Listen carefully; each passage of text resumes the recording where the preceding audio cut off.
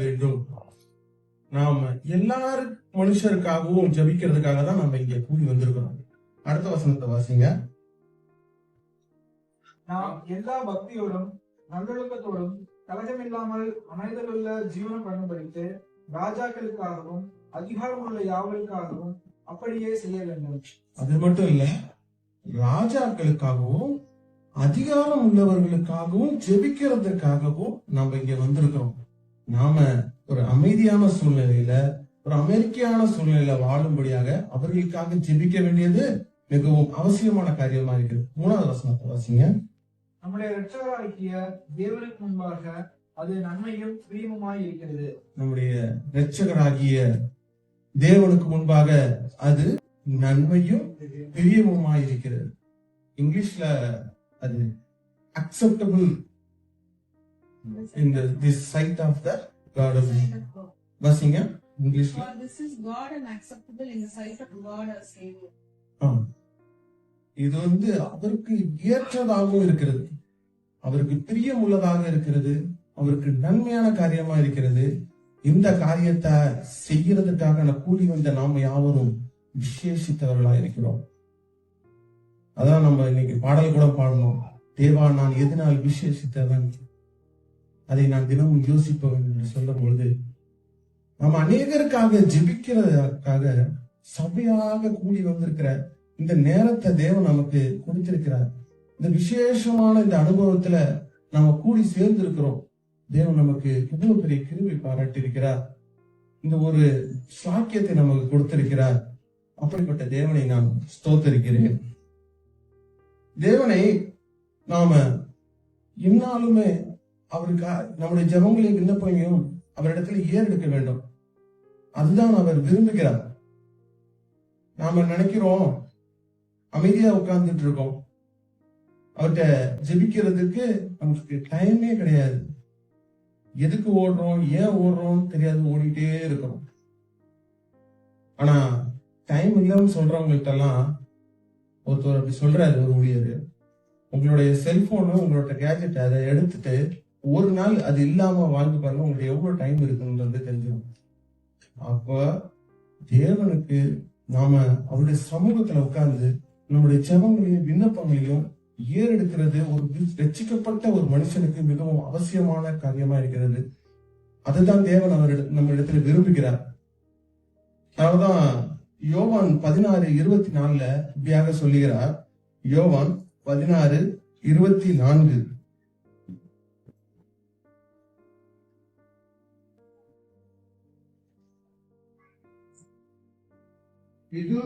இதுவரைக்கும் நீங்கள் என் நாமத்தினாலே ஒன்றும் கேட்கவில்லை, கேளுங்கள், அப்பொழுது உங்கள் சந்தோஷம் நிறைவா இருக்கும்படி பெற்றுக் கொள்வீர்கள். இதுவரைக்கும் என் நாமத்தினாலே நீங்கள் ஒன்றும் கேட்கவில்லை. அதான் தேவன் நம்மள்கிட்ட கேட்கிறாரு. நம்ம இங்க இருக்கிறவங்க நிறைய பேர் ஃபீல் பண்ணிருப்பீங்களான்னு தெரியல. இப்ப நம்ம வீட்லயே ஏதாவது ஒரு காரியத்துக்காக போன் பண்ணும் பொழுது, இதை நீங்க முன்னாடியே சொல்லிருக்கலாமே, நான் செஞ்சிருப்பேனே இல்ல கொடுத்திருப்பேனே அப்படின்னு நம்ம சொல்லுவோம். ஏன் உனக்கு தெரியாதா இது அப்படின்னு நம்மளை கேட்பாங்க. நாம என்ன காரியம் நமக்கு வேணும்ன்றத தேவன்கிட்ட கேட்டாதான் அவர் நமக்கு அதை அளிப்பார். அவர் நம்முடைய சத்தத்தை, நம்முடைய விண்ணப்பத்தை கேட்கிறதற்கு அவர் கண்கள் திறந்தவைகளாகவும் அவருடைய செவிகள் கவனிக்கிறவைகளாகவும் இருக்கிறது என்று வேதத்திலே கொடுக்கப்பட்டிருக்கிறது. அப்படிப்பட்ட தேவன் நமக்கு வாஞ்சியா இருக்கிறார். நம்முடைய விண்ணப்பங்களை அருளுகிறதற்கு அவர் மிகவும் மன வாஞ்சியா இருக்கிறார். அப்படிப்பட்ட தேவனுக்கு நம்முடைய தேவைகளை நமக்கு அவருக்கு அறிவிக்க வேண்டியது அவசியமா இருக்கிறது. அதை தெரிவிக்க வேண்டும். அதுதான் நம்ம யோபுல கூட யோபு இப்படி சொல்றாரு. சில பேர் என்ன பண்ணுவாங்கன்னா, ஜெபிக்கிறது சில அவங்களுக்கு ஒரு சில தோல்விகள் இருந்திருக்கலாம், சில கஷ்டங்கள்னால பாதைகள் இருந்திருக்கலாம். சோ அதுல அவங்க இருக்கும் பொழுது அவங்க என்ன நினைப்பாங்கன்னா, என்ன ஜெபித்து என்ன ஆக போகுது அப்படின்ற சில ஒரு ஒரு அவங்களுடைய விரக்தியில அப்படி பேசுறவங்க எல்லாம் இருப்பாங்க. அப்படிப்பட்டவங்களுக்கு யோபு ஒண்ணு சொல்றாரு. யோபு 21:15 நீங்க எடுத்து வாசிச்சீங்கன்னா, யோபு 21:15 அவரு சொல்றாரு,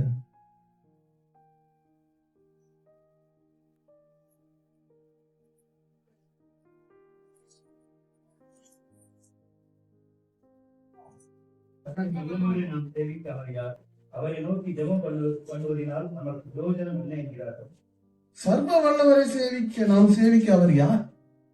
அவரை நோக்கி ஜெபம் பண்ணுவதனால் நமக்கு பிரயோஜனம் என்ன அப்படின்னு சொல்லிட்டு இருக்காங்கன்ற அப்படிப்பட்ட சொல்ற அந்த ஆலோசனை என்னை விட்டு தூரமா இருக்கட்டும். அந்த அடுத்த வசனங்கள்ல வாசிக்கிறார், அந்த துன்மார்க்கரின் ஆலோசனை எனக்கு தூரமா இருப்பாங்க. அந்த சிந்தையில கூட எனக்கு வரக்கூடாது இந்த மாதிரி ஒரு காரியம். இந்த காரியத்தை அவர் என்ன நிலைமையில சொல்றாரு அப்படின்னா, அவருடைய நிலைமை எல்லாவற்றையும் இழந்தவராய் அவர் உட்கார்ந்து ஓட்டை எடுத்து தன்னுடைய சருமத்தை சுரண்டி கொண்டிருக்கார், அந்த பருக்கள். சோ அப்படிப்பட்ட ஒரு சூழ்நிலையில, எல்லாவற்றையும் இழந்த ஒரு சூழ்நிலையில, நிற்கதியாய் நிற்கிற அந்த சூழ்நிலையில, மனைவியே அவர்கிட்ட தேவனை தூஷித்து ஜீவனை விடும் சொல்ற அந்த சூழ்நிலையில யாருமே அவர்கிட்ட அவரோட ஒரு பரிதாபப்படுறதோ அவரை ஒரு கேர் பண்றதுக்கோ யாருமே இல்லாத அந்த சூழ்நிலையில கூட தேவன் என்ன கூட இருக்கிறார்.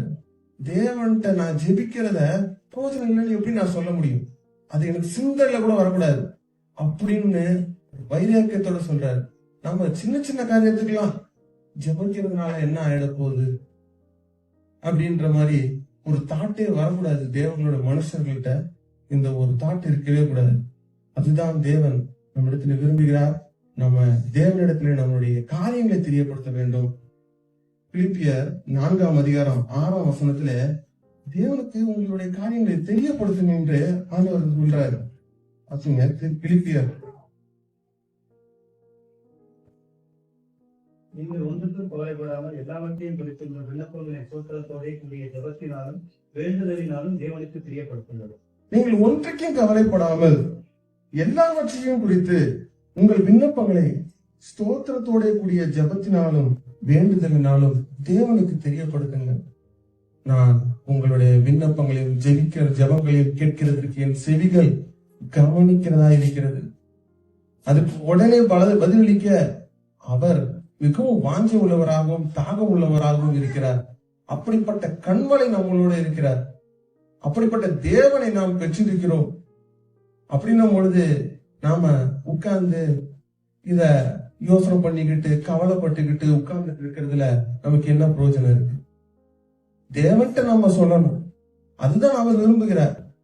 நீ சொல்லாம உட்கார்ந்துட்டு இருந்தீங்கன்னா உனக்கு கிரியை நடந்துரும்ன்றத நீ நினைச்சிட்டு இருக்க வேணாம். சில பேர் தங்களோட சொந்த பலத்துல போராடி எப்படியாவது ஜெயிச்சிடலாம், சொந்த பலத்துல எப்படியாவது இது பண்ணலாம் அப்படின்னு நினைச்சிட்டு இது பண்ணுவாங்க. சோ எவ்வளவு நாள் அவங்களால ஓட முடியும்? தேவன் சர்வ வல்லமை உள்ள தேவனா இருக்கிறார். அப்படிப்பட்ட தேவனை சார்ந்து கொள்ளக்கூடிய ஜனமாக பிரியமானவர்களே நீங்களும் நானும் எப்பொழுதும் காணப்பட வேண்டும். அதுதான் அண்ணால் ஜெபிக்கிறதான அந்த ஜெப வேலையை பார்க்கும்பொழுது அண்ணால ஒருத்தவ விசனப்படுத்திக்கிட்டே இருக்கிறாருன்னு வாசிக்கிறோம். 1 சாமுவேல் 1ஆம் அதிகாரம் 10ஆம் வசனத்திலே 1 சாமுவேல் 1ஆம் அதிகாரம் 10ஆம் வசனம் வாசிக்கிறதுக்கு முன்பாக அவளுடைய சக்களத்தி அவளை எப்பொழுதும் விசனப்படுத்திட்டே இருந்தான்னு ஒரு வசனம் இருக்குல்ல, 6ஆம் வசனமா? கர்த்தர் அவள் கற்பத்தை அடைத்தபடியினால் அவளுடைய சக்களத்தி அவள் துக்கம் அடையும்படியாக அவளை மிகவும் விசனப்படுகிறார். கர்த்தர் அவர் கற்பத்தை அடைத்திருந்தார். அவருடைய சக்களத்தி அவளை தினமும் தோறும் அந்த ரெகுலரா அதை வச்சுட்டு இருந்தா. வருஷந்தோறும் அவங்க வரும்போதெல்லாம் இவளுக்கு அதிக பங்கு கிடைக்குதுன்றத பார்த்துட்டு அவளை துக்கப்படுத்திட்டே இருந்தா. இந்த காரியத்தை சொல்லி அத கேட்டுட்டு இவளால அந்த துக்கத்தை தாங்க முடியாம அவ போய் உட்கார்ந்து ஓரமா உட்கார்ந்து அழுதுகிட்டு இருக்கா. சாப்பிடாம போய் உட்கார்ந்து அழுதுகிட்டு இருக்கா. ஆனா அவ அதோட நிறுத்தல. உடனே அங்கிருந்து ஏஞ்சி போறா. அதுல 8ஆம் வசனத்துல பாத்தீங்கன்னா, அவள் புருஷனாகிய எல்கானா அவளை பார்த்து, அண்ணாலே ஏன் அழுகிறாய்? ஏன் சாப்பிடாது இருக்கிறாய்? ஏன் சஞ்சலப்படுகிறாய்? 10 குமாரரை பார்க்கலாம் நான் உனக்கு அதிகம் அல்லவா என்றான். சீலோவிலே அவர்கள் புசித்து குடித்த பின்பு அண்ணால் எழுந்திருந்தால், ஆசாரியனாகிய ஏலி கர்த்தருடைய ஆலயத்தின் வாசல் நிலையண்டிலே ஒரு ஆசனத்தில் உட்கார்ந்திருந்தான். அவள் போய் மனம் கசந்து மிகவும் அழுது கர்த்தரை நோக்கி விண்ணப்பம். கர்த்தர்ட்ட ஓடுறான். கர்த்தர்ட்ட ஓடி போய் மிகவும் மனங்கசந்து அவர்கிட்ட அழுது ஜெபிக்கிறதான ஒரு அனுபவத்திற்குள்ளாக போகிறார். இதுதான் அந்த அண்ணாவின் சுபாவம். அவ எடுத்த உடனே அவ ஆண்டவர்கிட்ட எப்படி கேட்கிறா பாருங்க, அவளுடைய வார்த்தைகள்லாம் பாருங்க, அவ யூஸ் பண்ற ஆண்டவருடைய நாமத்தை கூட எப்படி உச்சரிக்கிறான்றத பாருங்க. 11ஆம் வசனத்திலே வாசிங்க. சேனைகளின் கர்த்தாவே, சேனைகளின் கர்த்தாவே. சேனைகளின் கர்த்தாவேன்றது இந்த சாமுவேல் வரைக்கும் சேனைகளின் கர்த்தாவேன்றது யாருமே கூப்பிடல. எந்த ஒரு மனுஷனும் ஆண்டவரை சேனைகளின் கர்த்தாவேன்றது கூப்பிடவே இல்லை. இந்த சேனைகளின் கர்த்தாவே ஏன் அப்படி சொல்றா அப்படின்னா, ஆண்டவர் பூமியும் வானத்தையும் பூமியும் படைச்சார் இல்லையா? வானத்தின் சேனைகள்லாம் என்னன்னா சூரியன், சந்திரன், நட்சத்திரங்கள். பூமியின் சேனைகள்லாம் என்னன்னா மனுஷர்கள், மற்ற அனிமல்ஸ், அப்புறம் பிளான்ஸ் எல்லாமே பூமிக்குரிய சேனைகள். இவ என்ன சொல்றா? சேனைகளின் கர்த்தாவே அப்படின்னா இந்த சேனைகள் எல்லாம் உண்டாக்கினவர் நீர், சேனைகளின் கர்த்தராய் இருக்கிறவரும் நீர். அப்படிப்பட்ட நீர் என்ன சொல்லி நீங்க இந்த பூமியை படைச்சீங்க?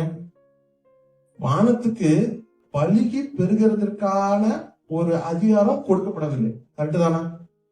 ஆனா பூமிக்கு அவர் சொல்லும் போது எப்படி சொன்னாரு? நீங்க பலுகி பெருகி பூமியை ஆண்டு கொள். அப்ப பலுகி பெருகி கூடிய அந்த பலுகி பெருகக்கூடிய அந்த ஒரு தன்மைய யாருக்கு கொடுத்திருந்தாரு? இந்த பூமியின் சேனைக்கு கொடுத்திருக்காரு. அப்ப அந்த பூமிக்குரிய சேனை தான் யாரு? நானு. யாரு? அண்ணன். அப்ப எனக்கு நீங்க என்ன கொடுக்கணும்? எனக்கு நான் பிள்ளை இல்லாம இருக்கிறேன். அப்ப எனக்கு என்ன நீ கொடுக்கணும்? பிள்ளைய கொடுக்கணும் இல்லையா? பலுகி பெருக்கணும்னு சொல்லி எங்களை சொல்லி இருந்தீங்களா? அப்ப சேனைகளின் கர்த்தர் பூமிக்குரிய சேனையாகிய நான் பலுகி பெருகும்படி எனக்கு நீர் எனக்கு இன்றைக்கு நியாயம் செய்யணும். அதுதான் அண்ணாவுடைய ஜெபமா இருக்கிறது. சேனைகளின் கர்த்தாவே. அடுத்தது வாசிங்க. சேனைகளின் கர்த்தாவே. சேனைகளின் கர்த்தாவே, தேவரீர் உம்முடைய அடியாளின் சிறுமையை கண்ணோக்கி பார்த்து உம்முடைய அடியாளை மறவாமல் நினைத்தருளி உமது அடியாளுக்கு ஒரு ஆண் பிள்ளையை கொடுத்தால் அவன் உயிரோடு இருக்கும் சகல நாளும் நான் அவனை கர்த்தருக்கு ஒப்பு கொடுப்பேன். அவன் போதும். இப்போ இங்க அவன் சொல்றா, சேனைகளின் கர்த்தாவே தேவரீர் உம்முடைய அடியாளின் சிறுமையை கண்ணோக்கி பாரு. இப்படி ஒரு வார்த்தையை சொல்லிட்டா ஆண்டவரால சும்மா இருக்க முடியுமா? என்னோட வார்த்தையை வச்சு என்னையே அவ கரெக்டான அந்த வார்த்தையில கேட்கிறா. சேனைகளின் கர்த்தர் நான் என்ன வாக்குத்தத்தம் கொடுத்தனோ அந்த வாக்குத்தத்தை வச்சே என்ன கேட்கிறான். வாக்குத்தத்தங்கள் நாமெல்லாம் யாரு? வாக்குத்தத்தோட சுதந்திரவாளிகள் தானே.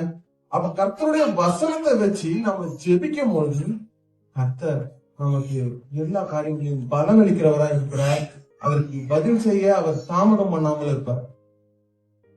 அப்போ ஆண்டவருக்கு அண்ணாளுக்கு அவளுடைய அந்த கசப்பான அந்த அனுபவத்திலிருந்து அவர் மாற்றார். நாம கூட சில நேரங்கள்ல நம்ம ஜெபிக்கும் பொழுது சில காரியங்கள் கொஞ்சம் டைம் தான் ஆகும்.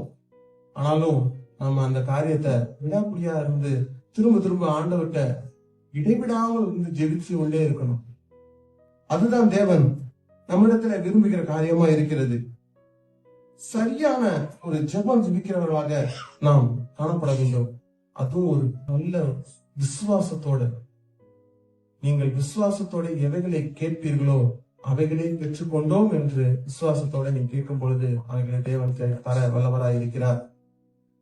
அப்படிப்பட்ட ஒரு ஜெப ஆவி இன்றைய நாட்கள்ல நமக்கு தேவையா இருக்கிறது.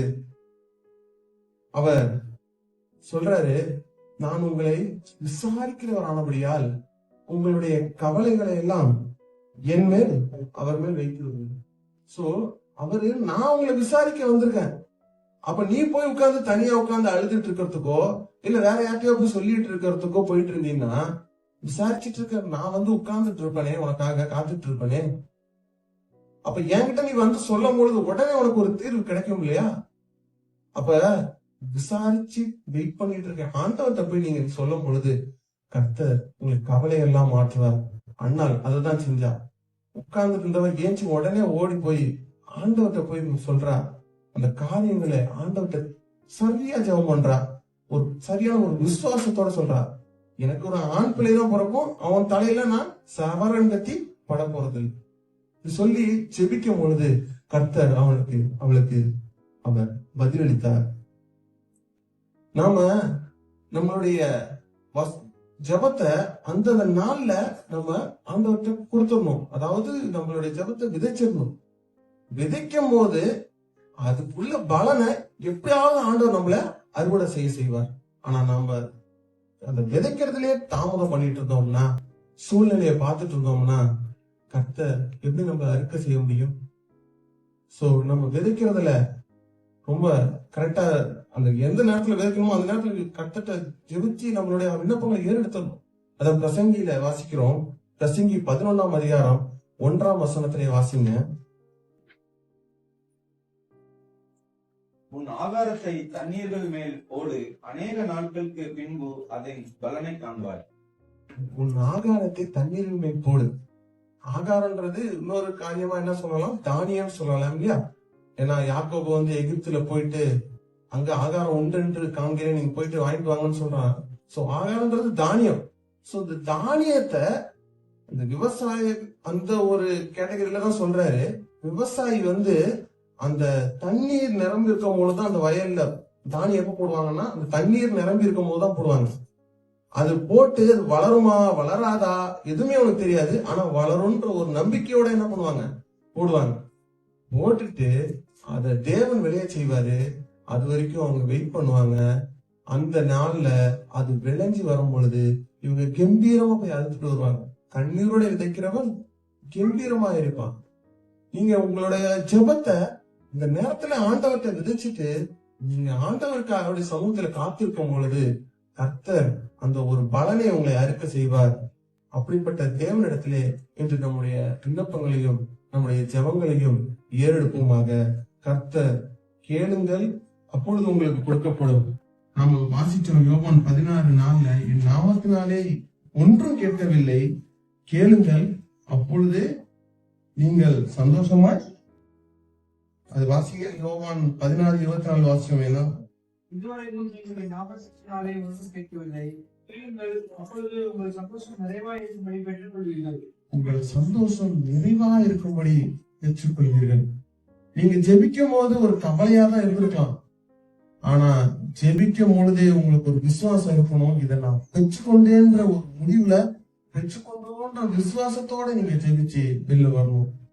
அது ஒரு குறைவான சந்தோஷமா இருக்கும் போது கூட அதோட பலனை நீங்க அனுபவிக்கும் போது உங்க சந்தோஷம் மிகப்பெரிதா இருக்கும். நம்ம ஜெபம் கூட ஒரு ஊழியர் சொல்றாரு, ஜெபம் கூட இப்படிதான் இருக்கணும். முதலாவது தேவனை துதிக்கணும். அடுத்தது நம்முடைய விண்ணப்பங்களையும் ஜெபங்களையும் அவரிடத்துல ஏறெடுக்கணும். மூன்றாவது இந்த காரியங்களுக்காக ஆண்டவர் செய்ததுக்காக நன்றி செலுத்தணும்.